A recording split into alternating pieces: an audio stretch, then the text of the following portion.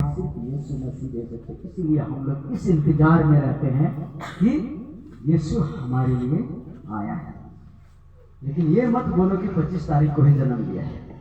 ठीक है, अगर इसी रीति से यदि आप मानते हैं तो ठीक है, मानिए इस बात को, लेकिन अपने अंदर उसको बसाने की कोशिश कीजिए। बोलने से कहने से काम नहीं चलेगा, अपने अंदर उसको रखने से काम चलेगा।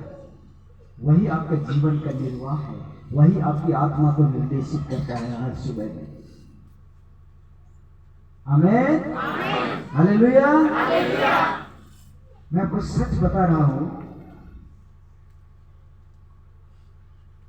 आगे आप वचन को देखें, लूक का उसके 3 उसके 5-6 में यही आपको पता चल जाएगा कि आप किस आशा में आज बोल रहे हैं कि यीशु का जन्म होना मुझे जरूरी है, यीशु का जन्म लेना मेरे लिए जरूरी है, यीशु का जन्म लेना मेरे लिए जरूरी है। कई दिन से आप चिल्ला रहे थे, यीशु का जन्म हो गया। यही आपका वचन पूरा हो रहा है, यही आपका इस आशा पूरा हो रहा है। हालेलुया। यहाँ बाइबल वचन इस प्रकार से बता रहा है, हर एक घटी भर दी जाएगी और हर एक पहाड़ और टीला नीचा किया जाएगा, और जो टेढ़ा है सीधा और जो ऊंचा नीचा है वह चौरस बनेगा, और हर प्राणी परमेश्वर के उद्धार को देखेगा। हालेलुया। यीशु मसीह जन्म लेने का मनुष्य के प्रति यही एक कारण है जिसके लिए हम कई दिनों से आशा लगाए रहते हैं कि यीशु का जन्म होना मेरे लिए जरूरी है।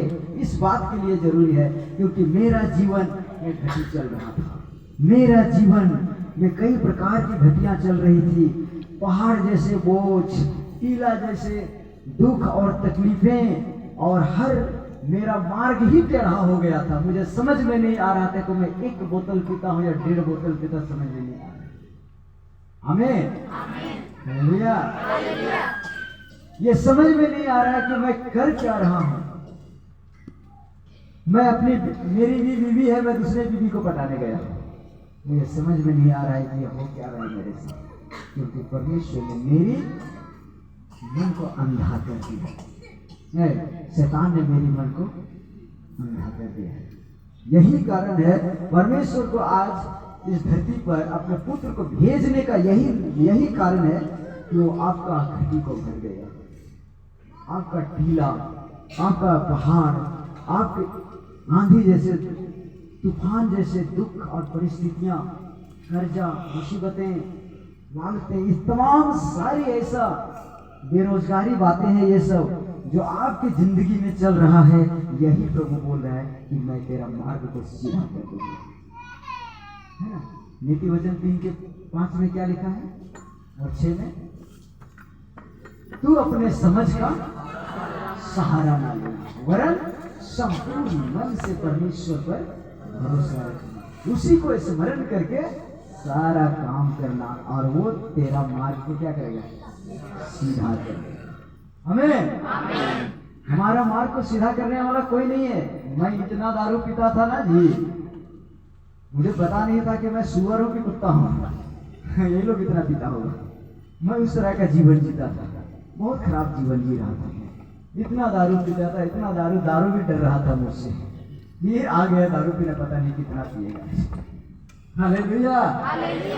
मुझे समझ में नहीं आ रहा था, मेरा रास्ता पूरा टेढ़ा हो चुका था, क्योंकि मैं हर बार अपने समझ का सहारा लेता था।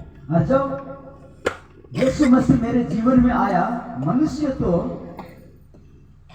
मुझे मेरा कुछ नहीं कर पाया। बहुत सारे दोस्त इस जीवन में मुझे मिला, अच्छा दोस्त, बड़े दोस्त मिला, लेकिन ये सलाह नहीं दिया मुझे कि जीवन क्या होता है। कोई नहीं दिया मुझे सलाह। वहां तो एक ही चीज हम लोग मिलते थे, जहां भी दोस्त लोग, तो क्या होता था, एक बोतल पिया तो नशा चढ़ा वो, बोतल पिया तो होश उड़ा, यही सब होता था। समझ में आ रहा है? यही सब हो रहा था हम लोग। मैंने जब अभी पीछे मुड़कर देखता हूँ अपने उस जीवन को, तो मुझे रोना आ जाता है, दिल मेरा तड़पता है। कस अगर उस समय ही मैं प्रभु को जाना होता, तो आज मैं सच कहता हूँ, प्रचार करने के लिए मैं हेलीकॉप्टर में जाता हूँ। लेकिन मैं विश्वास करता हूँ एक न एक दिन जरूर हेलीकॉप्टर में जाऊंगा। हालेलुया।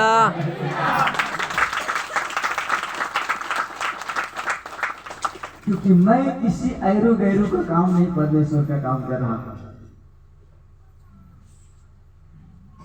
इसीलिए प्रभु कहता है, इसीलिए जन्म लिया। हम इसी आशा में थे कि प्रभु कब जन्म ले, कब जन्म ले, कब हलो जन्म ले लिया। आपका आशा भी अब पूरा हो जाएगा, ठीक है। इसीलिए आपसे प्रेम कर रहा है, इसीलिए बोला कि मैं आ रहा हूँ बेटा, मैं आ रहा हूँ बेटी, तू चिंता मत कर, मैं तेरे पास आ रहा हूँ, मैं तुझे अनाथ नहीं छोड़ूंगा, मैं तेरे पास आता हूँ। ऐसा लिखा है ना बाइबल में, मैं तुझे अनाथ नहीं छोड़ूंगा, मैं आ रहा हूँ तेरे पास। जितना तेरा मार्ग टेढ़ा मेढ़ा, दुनियादारी ये वो हुआ होगा, सब हम सीधा कर देंगे। यही आशा में हम लोग आज मना रहे हैं यीशु का जन्मदिन। आप लोग गर्व के साथ इस बात को अपने अंदर लेना चाहिए आपको। यीशु मसीह आपके जीवन में जब प्रवेश करेगा, आपका सारा रास्ता सीधा हो जाएगा, जो टेढ़ा मेढ़ा है सब सीधा हो जाएगा। मैं सच बता रहा हूँ, एक भाई का 70,000 कर्जे में था, 70,000 कर्ज में था। सुबह होना, कर्ज देने वाला आता उसके द्वारे, फलनमा किधर है? उसकी बीवी झूठ बोलती थी, वो तो घर गया है, और भीतर में वो खटिया में कंबल ओढ़कर सोया रहता था। एक नहीं बताना किसी को, 70,000 कर्ज में था। वो मेरे से एक बार मिला, वो बात किया हमसे, मैं बहुत बड़ा परिस्थिति में, क्या हो या इस तरह का परिस्थिति। और उससे बहुत ज्यादा कर्ज में था, 1.5-2 लाख कर्ज में था। जमीन बेचा, बैल बेचा, गाय बेचा, ये बेचा, और बीवी के गहने भी बेच दिए। अब शादी में जाए तो क्या पहन के जाएगा?